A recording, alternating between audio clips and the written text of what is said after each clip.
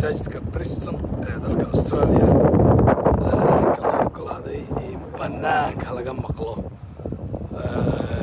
طبعا masaajidka dushiisa ayaanu taaganahay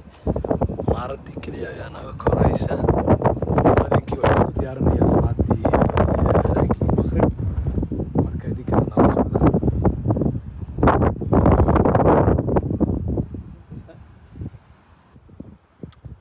salaadii maqrib habeenkii ugu horeysay oo Australia loo ogolaaday masjidka in aadaanka banaanka laga maqlo caawa ayaa ugu horeysa sheekha toos diyaariyay aadaanku wuxuu doonaa mar dhow masaajidku waa masaajid aad u weyn oo ilaa dhulka dhan u haystaa waataas magaaladii Melbourne ahayd marka insha Allah caawa habeen taariikha guud ahaan dalka Australia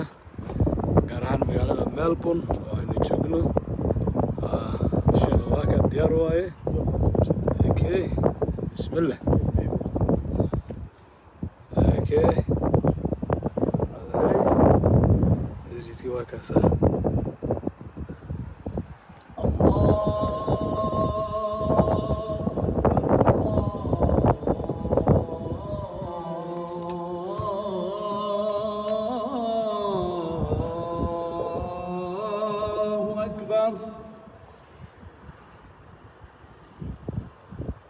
الله